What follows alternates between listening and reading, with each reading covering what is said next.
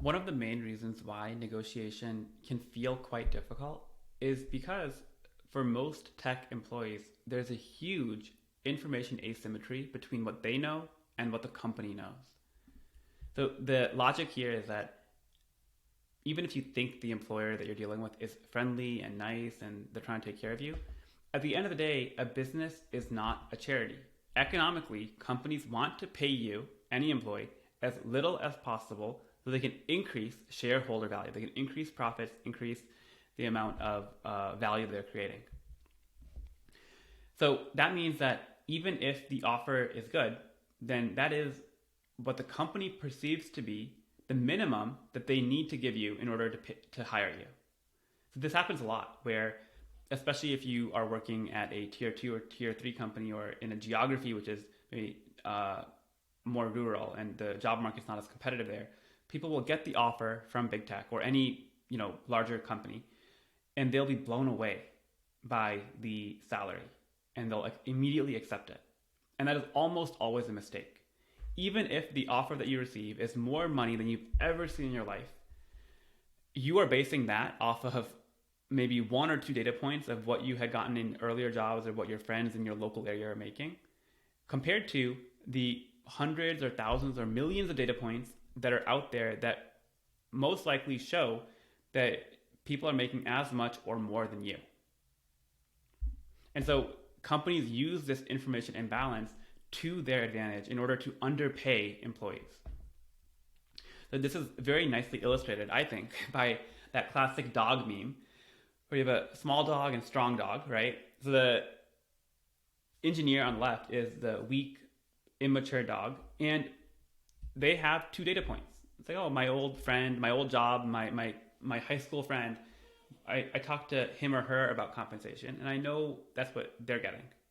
And they somehow use that as a way to interpret if they're being paid fairly or not. But you contrast that to the recruiter, and they have literally hundreds of data points, probably two orders of magnitude more than you, because they are able to talk to all of the people in the company, all the recruiters. They're able to talk to VCs, etc. So if you think about the engineer, they compare their offer to a prior job, and then maybe they'll talk to like one or two trusted friends. But it is really quite difficult for you to get a holistic sense of what the market is valuing your skill set at when you're working on your own in isolation.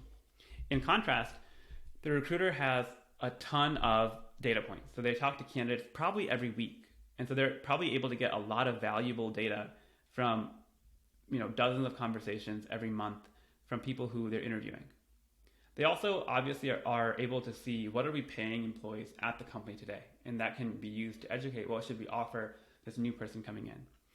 And then what I also discovered is that these companies are not working in isolation either. So usually what will happen is that there's a venture capitalist who is funding that company, and then that venture capitalist now has their finger or their awareness of every company they funded, which might be literally hundreds of companies. And they're able to pool all that data together and make everyone smarter and better, which is like a smart thing to do, right? You want to share information.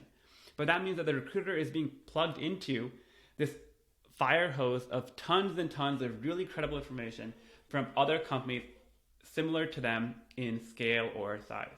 And so my point here is that you are fundamentally outmatched. There's a huge gap in information, and you need to compensate for that. And we'll talk about how to fix that imbalance later on. I think the thing that you should really think about is you don't get what you deserve when it comes to your compensation in tech or in any field. You get what you ask for. And this is actually has happened to many people who I worked with at previous jobs, where you have the same exact people and they're doing pretty much the same job.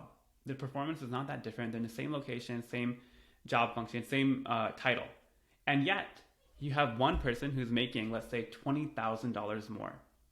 And the only reason is because they were savvy when it came to negotiating a really strong package when they joined. There's no difference in how much time they put in, how much stress they take on, the level of responsibility.